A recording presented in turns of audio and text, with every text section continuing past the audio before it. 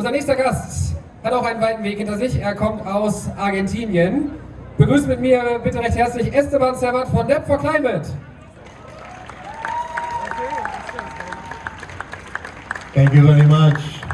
It's great to be here with all of you. Are you guys ready to fight for social and climate justice? Are you ready to fight together with the workers of the world in international solidarity? Then I have something really exciting to share with you. We are building a global campaign that is connecting the workers of the world with the climate movement. And this is something that will actually lead us to huge victories for the climate fight. As he just said, I come from Argentina, and I myself had to flee my country because we were fighting fracking at the front lines of Vaca Muerta, where many companies from Europe, including German company Wintershall, are leading the destruction of our homelands with fracking. As much as fracking, there's so many other struggles that we're fighting, mining, deforestation, and so on. And we have found a way that we can connect all of these struggles, and that we can connect the workers with the climate and social movements of the world. You know, you may ask, how is debt connected with the climate crisis? Many people in the climate movement don't really understand what is the role of the G7 and the World Bank and the International Monetary Fund in the climate crisis. Well, I have to tell you, it's so deeply connected, you'll be surprised. The debt is a form of colonialism, and the G7 are by far the greatest contributors to the climate crisis, are also the owners of the world. They are the owners of the credit institutions that are keeping our countries in the global south in so much debt that we are forced to keep expanding the fossil fuel industry and the other extractive industries to supply the global north just to keep up paying the interest on the loans that they gave us a long time ago. Many of these loans are illegal, they are illegitimate, they were awarded to dictators, but that doesn't matter because that's not the goal of the IMF to give a loan to do it legally. They do it illegally because the goal of the IMF and the World Bank is to keep us under their control, to keep extracting our raw materials to ship them to Europe and to the global north.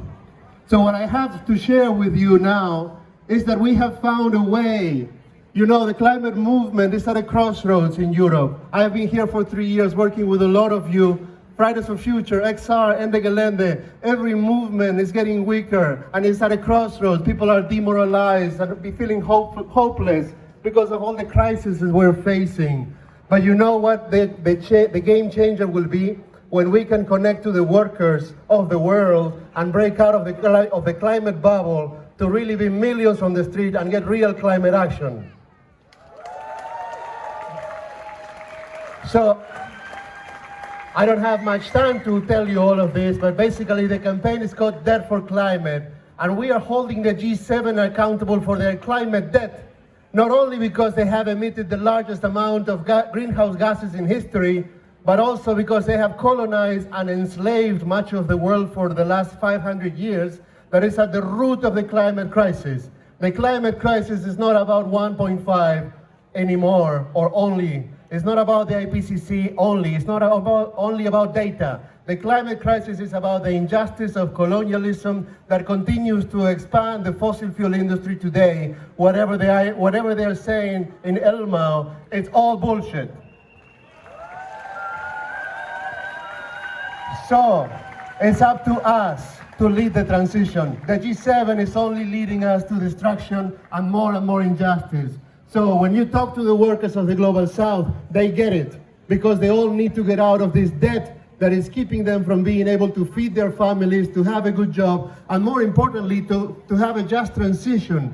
There is no way any country of the Global South could afford a just transition when they're busy paying 50% of every dollar or 80% of every euro to the Global North, to the IMF and the World Bank. So we are coming together globally, mobilizing in over 30 countries over the next few days, to hold them accountable for their climate debt and demand the full cancellation of the debt of the Global South so that we can afford to take climate action and have a just transition. And we're calling on all of you to join us so we can make this happen. And this is not going to be a one-time thing. We are just beginning. We are just beginning with over 40 actions in more than 30 countries connecting the global south and the global north. Fridays for Future is leading this campaign. Extinction Rebellion is leading this campaign. The workers of the world are leading this campaign. And we will need to keep growing it and growing it. Just tell the truth or the science. This is a power game. Unless we build enough power on the streets to counterbalance the power of the concentrated financial capital of the G7, we will never be able to make the necessary changes on time.